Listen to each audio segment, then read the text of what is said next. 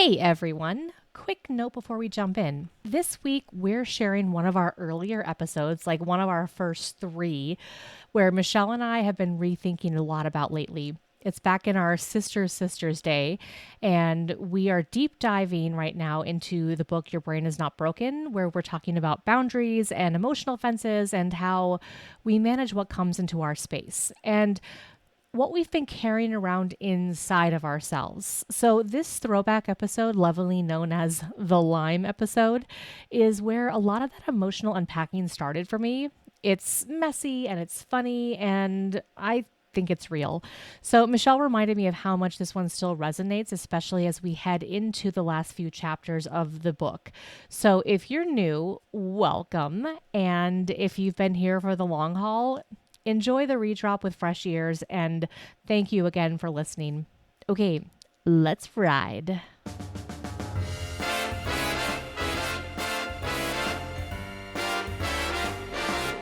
Hello, Megan. Hello, Michelle. Welcome to Sisters. Sisters. They were never such devoted sisters. Oh, I love it. Okay, so today we're going to talk a little bit about your brain, as we always do. I've got a couple little tidbits, little things I've read, and some stories about you. Fun. And then we'll dig into that brain of yours, try to figure out what you were thinking, maybe with the behind the scenes, behind the curtain. What do I say? Yeah, behind the curtain, behind the brain, behind the skull, behind the cranium. Okay. And then we'll talk a little bit about some strategies or some ways that might help you now, and then hopefully talk a little bit about our community that we're trying to develop. So, okay. So we've been talking about neurodivergent, neurodiversity. And then I was reading the other day about neurotypical. And so I don't know any of those things were things we were thinking about when you were a kid.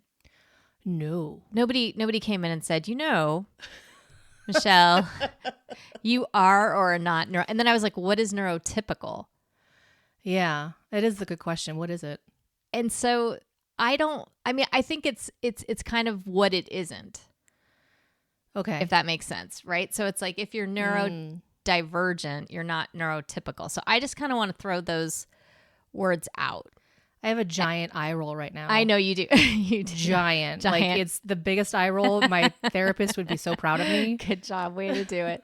So I want to kind of throw that out and just talk about neurodiversity on this podcast. Well, okay, is that okay? Yes, we can do that. I just have to say one thing. Yes, please. About neurotypical and how they don't really have a definition. Maybe they do, but it's what you're not, right? And so it's like, who's to say that I'm not neurotypical and that all those quote unquote typical people, they're the divergent ones? Who made the decision that my brain's not typical and everyone else's is normal?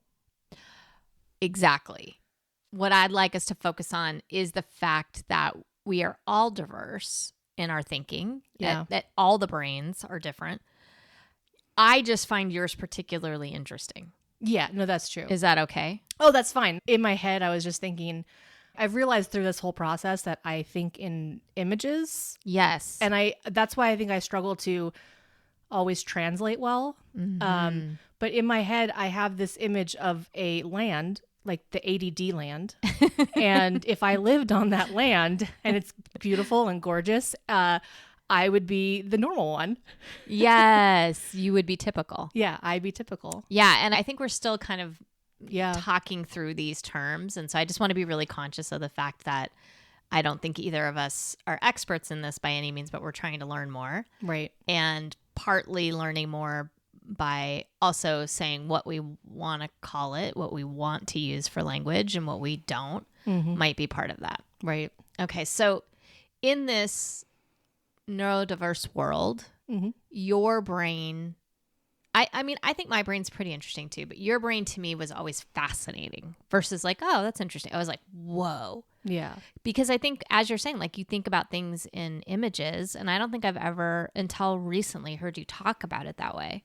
Yeah, I don't think I consciously understood it until we've kind of been talking more about it. And there's been a safe place for me to talk about it.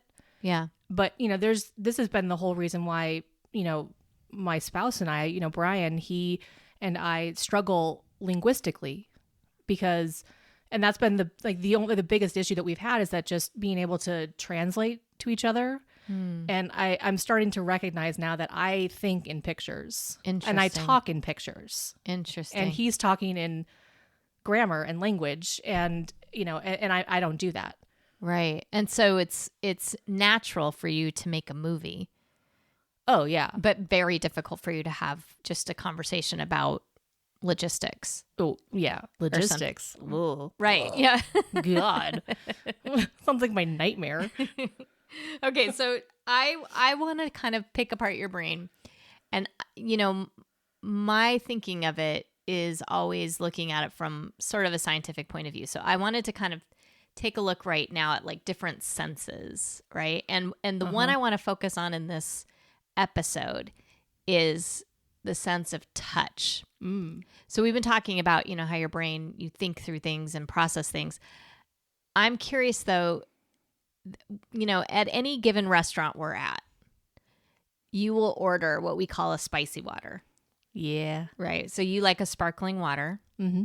I'm sure there's something about the touch of that too. Maybe that's in this. It feels so good in the mouth. Yeah. It like the Love bubbles. Love it. It just feels delicious in my mouth. Interesting. And so the spicy water, the sparkling water that you get, you always order a lime.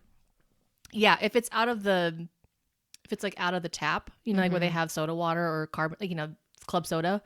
Yeah, I'll order a lime just to kind of help with the flavor sometimes, because Tucson water is kind of Okay. And you will always hand me the lime. And yes. I am just supposed to know. Actually, you don't hand me the lime. You just push the water towards me. Yeah. You push the cup towards me, and then it's my job to take the lime. Because if you handed me the lime, it would have meant you would touch the lime, which That's you don't correct. do. No. Okay, so you're not touching lime, and you want me to squeeze the lime in for you, which I'm happy to do. No problem. Is that related to your brain in the way you think of things? Is it something else? Well, I know that my brain has a hard time letting go of the fact that there is lime on my fingers. So there's like a whole process that happens for me. First of all, it's like lime is a little bit sticky. And then it's also acidic. So if I have like any hangnails, then I know it's going to be really painful. And I tend to have a lot of hangnails. But also there's something about having that smell on my hands for too long, because then it doesn't leave, and so it sort of I can smell it really, really well. But like just the sticky, like it's out of control. Out of control. The lime is out of control. That's correct. And what might that mean, that it's out of control? Well, I think what it means for me is that my brain cannot handle. I can't focus on anything else. Like I'm hyper aware of the fact that there is this stuff on my hands, and I kind of can't let it go sometimes. Does it make it hard for you to concentrate on conversations or other things that are... Yeah. I mean, I already have a hard time concentrating on conversation. So then if I add another element to it, then, forget it. I can't, if like the radio's on, I can't talk to somebody. It's just too much stimulus, too much input coming into my brain. And so if there's something sticky on my hands are always moving. And so I'm constantly aware of it. And then also like I tend to talk with my hands. And so that I'm wafting this smell. You're like smelling the lime. Lime. I enjoy the flavor of lime, but smells in general, like, they can be overwhelming for me as well. So I keep smelling the lime. And so then what happens is like, as I'm talking to you, I will waft, my hands are moving. I waft it towards my face. And then all of a sudden I see a lime in my head. And then I don't see what you're talking about. Because when I'm talking, you're getting a visual image. Yeah. I'm creating images in my mind while you're speaking. So you're translating my words into images. Yeah. And now there's lime that's just like lime, lime, lime. There's just like a, yeah. like, would it be like a thing you would Like have if in you're Vegas? if you're watching a movie and then all of a sudden, a clip of a lime just like pops into or there's like a dancing lime across the screen or something. No, it literally like it's a cut. Oh. It's a literal cut. Oh, so it's not over something. It's like it's not overlapping it. Yeah. It's just now that other thing that you were it's talking about is gone. It's a hard cut. Oh. Now a lime is being in there. Right? Yeah. So you're watching like when Harry Met Sally. Yeah. And she's in the deli scene and she's having the orgasm scene. Yeah. And all of a sudden she's like, lime. Yeah, lime. I'll have what she's lime. So it's a staccato kind of thing almost for you, like tick, tick, tick, tick. Oh my gosh. So it's a sign of respect for me that you care enough about the conversation we're about to have. Yeah. To ask me to lime your water. Is that what you're saying? No, it is. I want to pay attention to you. Yeah. If I touch this lime, I'm going to be paying attention to the lime. Yes. And I don't want to pay attention to the lime. Correct. So I'm going to do this. Okay. That totally makes sense. And that's the other thing too, is like if I mean, now that you're saying that, if someone's like eating chips really loudly or, there's like other things, like I'll ask them to stop. And I know a lot of times people think it's actually, a negative towards them, but it really is a positive. Like I want to be able to hear what you're saying, or I want to be able to enjoy whatever it is that we're doing together. Yeah. And if these noises are happening, I can't focus.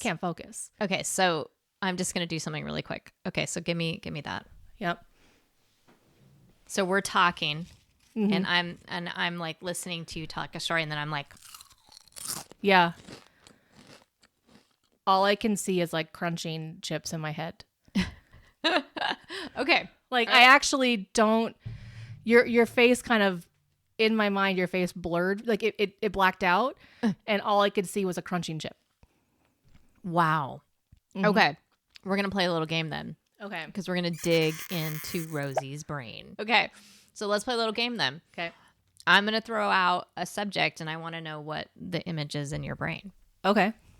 Okay. So I'm talking to you about my work, right? And I'm working with students who need help with math. And one of them is pretty upset. They needed some help and they weren't getting it. So they're really upset. Yeah. I visualize you in your office. And them walking in, and I visualize them sitting down, and even if it's over Zoom, right? I know, and if you told me like, oh, it's over Zoom, then I would revisualize you in your office over Zoom, talking to them. And I literally saw you in your office, which is why it's hard for me if like I don't know what things look like, then I struggle to hear it.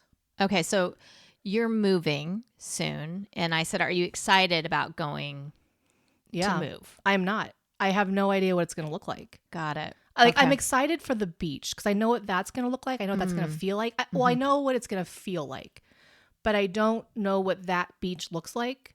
Got it. So I'm actually imagining the beach that I do know, just so I can kind of have something to be excited about. Okay. Like I know when I get there, I will be totally excited and I will love being there, but I don't know what it's going to look like. So it really helps you, even if you're going somewhere, to know what it's going to look like. Yeah. Okay. New one. All right. If I say, okay, Rosie, you need to go make dinner and then fold the towels and get ready for bed. Mm-hmm. Yeah. I'm imagine like my next question would be, where am I doing this? Because right now I don't have a home. Mm-hmm. So I immediately thought of your house because we're in your house right now. And so I saw myself, in your kitchen. Yeah, making dishes and making food, and then going to your laundry room, grabbing the towels. But what and did you them. See in your head when I said making dinner? I saw your kitchen. Oh, just the kitchen. Mm-hmm. I didn't see anything else other than like just I'm going to be in the kitchen, and I saw white towels. Okay, so then when you're trying to go back and remember what you were doing, like okay, so in 10 minutes, I'm like, okay, well, what is it you're supposed to do? Yeah. Are you going to remember the images of the kitchen and the white towels? No. Interesting. Because they're flashes. They're like quick flashes. So this is actually funny because like there are some times like where I forget to bring my brain, or I haven't quite figured out how to deal with the thoughts at night that come. and all of the things I have to do.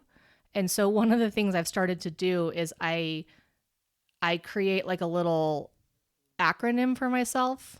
So like if I'm sleeping and I don't have my pad of paper or whatever, I'll know, okay, you'll say what was it? Cook dinner, fold the towels, get ready for bed.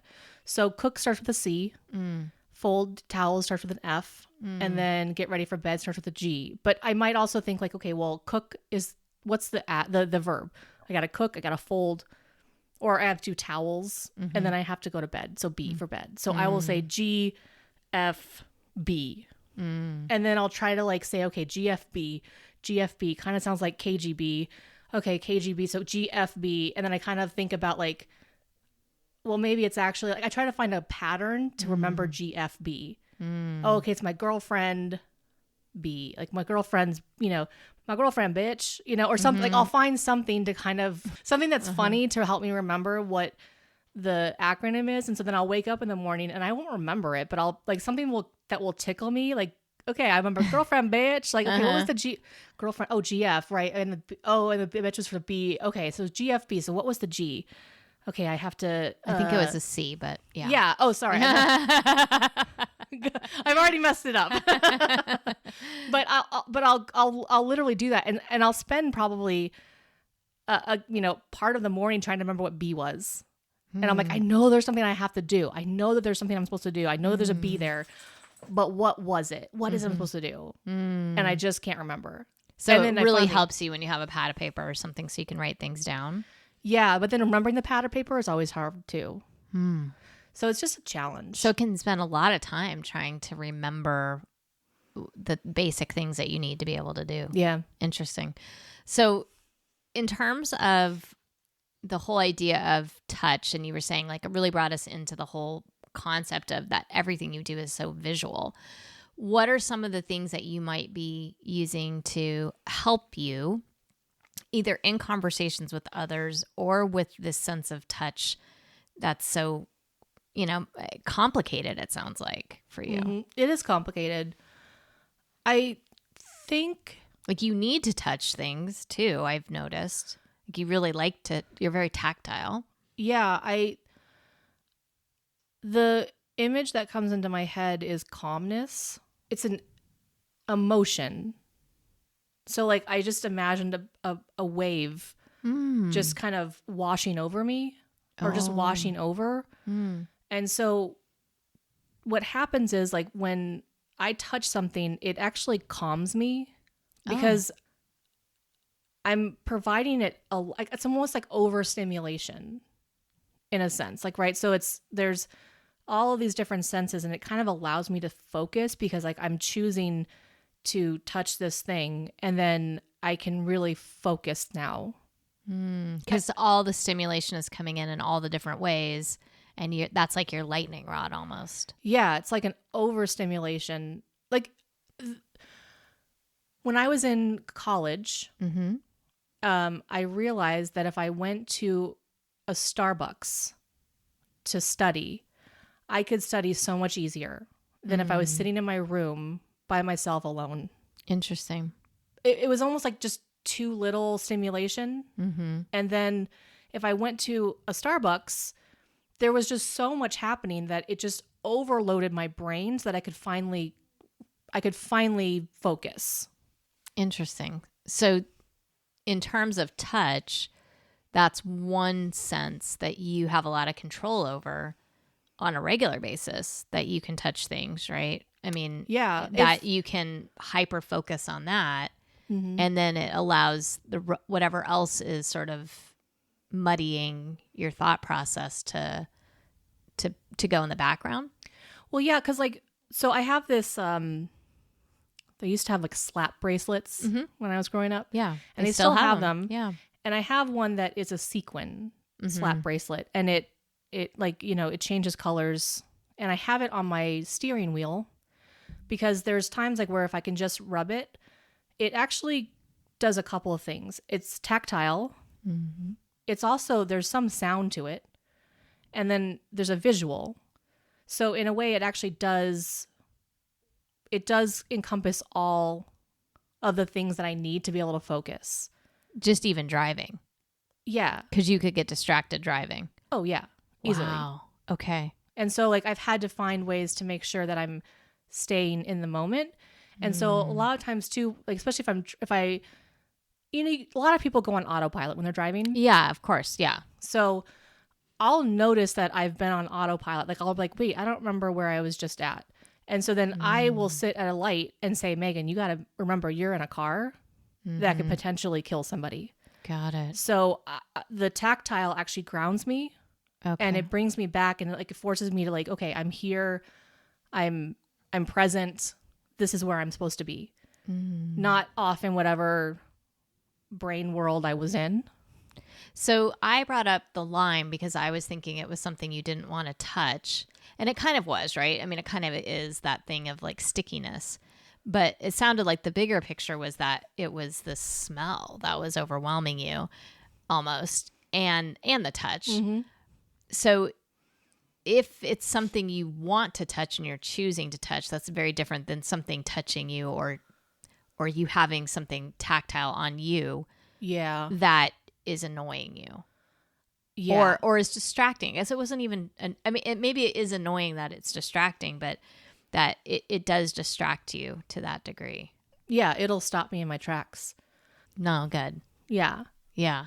And it's because it's just grabbing all of your attention. It's like your complete attention suck at that moment. Well, yeah. If you think about the slap bracelet, it's bringing me back.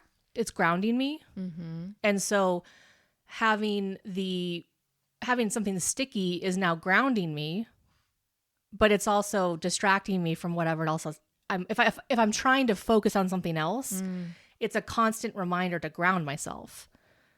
And so it's actually pulling me out of what I'm trying to focus on. Yeah. If that makes sense? No, it totally does. Because I'm thinking kids that were in my classroom.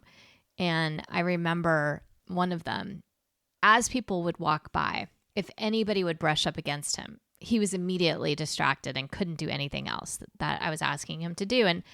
And we talk about it as attention deficit, like you're not paying attention to what you're supposed to be paying attention to. But in effect, we've talked about this before, it's that you're paying attention to everything. I never thought of it though as it's sucking your attention, as though it's almost like a vacuum. It's like pulling you into this place that you don't want to go, but your brain is sort of helpless to stopping it. Yeah. And how out of control that would feel, if you're like, I'm going to be now I can't get back to whatever it was. It would be very anxiety producing, I would think. Oh yeah, it absolutely is. Cause like, I know that I want to focus on something, but I also know that like my skin is so incredibly sensitive to the point like where, the idea of getting a tattoo, everyone's like, oh, it's just like someone, tapping on your skin just like this. And I'm like, that drives me crazy. Even just thinking about it. Stop it. I'm going to have an anxiety attack just thinking about it. Yeah. But part of it is that you're saying too, though, I think, if I'm hearing it right, is that it's out of your control. Right. That this is happening to you. Mm-hmm. And it's not so much, ooh, gross, there's something on my hands. Because I remember with Josh when he was a baby, right? And I was just shocked that you could let him throw up on you or suckle or do any, kiss me with his gross lips. And I was like always thinking that it was this thing that for you, it was somehow disgusting. And then to realize I don't actually think that's what it was. I mean, it may look like that visually, but maybe it's more that it is drawing you away from something, whereas his like slobbery kisses were drawing you into him. Yeah. And his kisses, right? So and I knew they were coming. Like I could see him having strawberry smoothie all over his mouth, and he was coming toward me to give me a kiss. And I'm like, okay, is that my favorite thing? No. But I mean, I'll take it because like it's cute him. Little kisses from a toddler. Yeah. But I always thought of it as something about cleanliness or something about it being that it wasn't right or, perfectionist kind of thing or something, probably more my brain than yours. But I never understood that it was going to be pulling you from attending to something else you were really hoping to attend to. Yeah. That's interesting. I hadn't really thought about it that way either, but yeah, cause I'm definitely not cleanliness. I'm not clean. Well, I mean, you are, but you're not worried about that. That's not. Oh yeah. I don't have an issue with germs. Right. Yeah. You're not a germaphobe. That's not what it is. Interesting. Okay. What types of things might help you in your adult life with the people in your life, letting them know, or like, I love this idea that the slap bracelet on your steering wheel, that's brilliant. And that's one of those sequins that like flip back and forth between colors or something too, right? And with that, it's interesting because I have to be careful which type of bracelet I get because they come in like a stack of 25 or something. And I had to make sure it was matte so that when the sun hit it, it didn't distract me with the sun. And I lost my matte one. I was really sad. I was devastated when the matte one, because there was only one matte slap bracelet in the pack. For some reason, yeah. But so then I found another one that was white, and it didn't change too much of a color. It's more of like an iridescent to white. But like, yeah, there's some that were like, they go from gold to purple. And I'm like, no, that's just too distracting. So even the strategies you're using sometimes can lead you astray. Oh, for sure. Interesting. Yeah. And so in terms of things like passing your partner the lemon to squeeze, are there other things that you have found in terms of touch or in terms of feel that, I mean, I remember when you were a kid, we could barely keep clothes on you. Oh, yeah. Clothing was awful. It was just the worst. Yeah. Well, I think that that's a big part of it. Like I don't buy clothing that I know will bother me. So like, for instance, so you're not all about the fashion anymore. You're just like, let's make sure this is going to be. I mean, I try to have some fashion. It's a little bit harder being in a bigger body right now, but I still try to like, enjoy what I wear. You do look cute. Yeah, absolutely. But I think I'm much more, I have to be choosy about what I wear. So like, for instance, I found these, like, I was so excited to find clothing that actually looked cute on me. And so I found these like really cute tanks at Torrid. And I loved them. I looked so good in them. And I was like, oh my God, like I'm going to buy a bunch of them because like I look amazing in them. But then as I started wearing them, like it was really high up on my neck. And I noticed that I wasn't going towards those shirts, even though I looked really good in them, because it was like too much on my neck, and the touch and the feel, my neck is really, really sensitive. And so I don't like having anything on my neck. And so I thought, well, what if I try to find that kind of similar tank, but maybe in a lower cut? And I just recently found a few, and I'm like the happiest person I could ever be. I'm like, I love it. They're so great. But I have to be aware of that stuff, and it's really stressful. Like, I'm taking Josh to New York, and I don't have a pair of pants that are good for New York. I have a pair of jeans, but like they cut into my side so much that it's painful. And it's like, it's almost like it's suffocatingly painful. And so I don't want that to be the feeling that I'm having when I'm hanging out with him. Like I want to feel comfortable and just feel relaxed so that I can go and have a great time with him. Because I know I'll be distracted if I have those pants that are cutting into me. Yeah. But then it's like, well, then what pants do you buy? Right. So then it's just a whole other problem. And like finding something that's actually warm enough. Yeah. But so it's a stressful process, but I think it's also iterating and being kind to myself that like, okay, I bought those shirts because I really wanted to look cute again. But I also have to recognize that those shirts I probably need to just donate them and pass them on to somebody else because they're not right for me. Yeah. And that's okay. And that's the part where I think understanding and being okay with the fact that like I'm gonna mess up. And messing up meaning like you bought the wrong thing. Yeah, that I spent money on these things that I probably shouldn't have. But I wouldn't have known that in hindsight. Yeah. But now I know, like, okay, well, if I'm buying something, I really, like Megan, you really just gotta get a lower cut. Like a scoop neck or a V-neck or something. Like I've always liked V-necks, but I never really quite thought about why. Right. And now it's like, oh, okay, I know why. But again, it's, I think just because we've been really talking about this and processing it, that I'm allowing myself to even think about these questions. Right. Because as a kid, it would be like, oh, just put it on. Yeah. You're just being too sensitive. Just put it on. Yeah. Too sensitive. That's a real trigger word for you. I know. Yeah. But like, think about it. If all I can feel is this scratchy thing on my neck. Yeah. And I'm trying to study, I'm trying to focus in school. It's constantly, every time I move, it's pulling me and it's grounding me. It's pulling me out of what I'm supposed to be doing. Right. Or what you want to be doing. What I want to be doing. Yeah. Yeah. And which was you wanted to be a good student. That wasn't ever a question. Yeah. It wasn't that I didn't want it. Yeah. I just couldn't focus on anything else. Interesting. I mean, that's why like now I have a seam ripper in my bedroom at all times. Yeah. Because I'll take out the tags in my shirt or in my bra or in anything. Like, I totally relate to that. Actually, as we're talking more, I'm realizing, oh yeah, I'm that way too, you know, and sometimes I think it's maybe to a lesser extent, but I just bought these tank tops from Amazon and they do have a tag. And I've had to go through and cut out those. I forgot you gave me a seam ripper. I should have done that. But, you know, it really is distracting.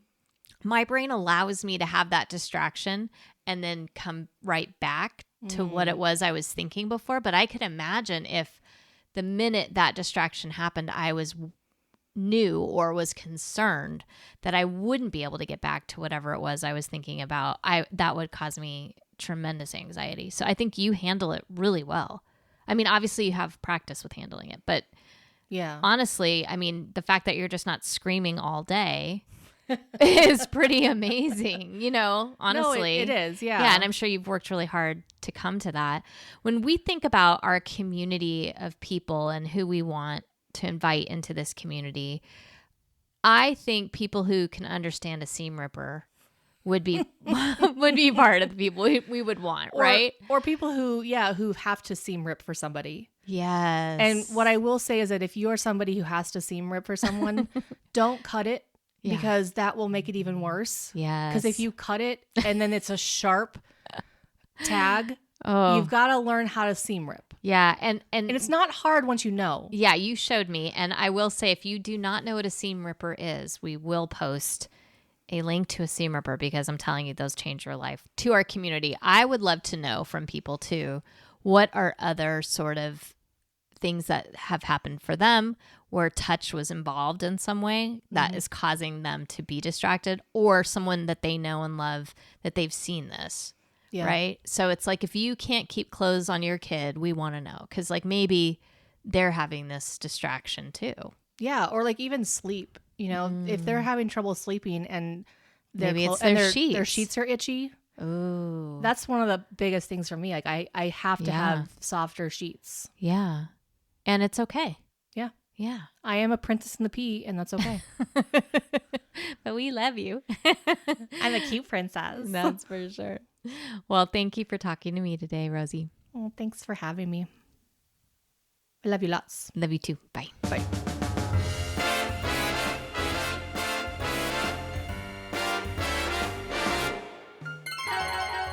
Well, okay, so I've actually thought about having multiple seam rippers because sometimes I don't realize that something is bothering me until I'm already out. And this is just like the thing that allows you to take the tag, unhook it from the seam it's on, right? Yeah, so like when you are sewing, this just has a very, it's like, it looks like a little claw, like a little crab claw, and it's got a very, very sharp blade inside. And so then when you put one part of the claw into the seam, it just automatically cuts it.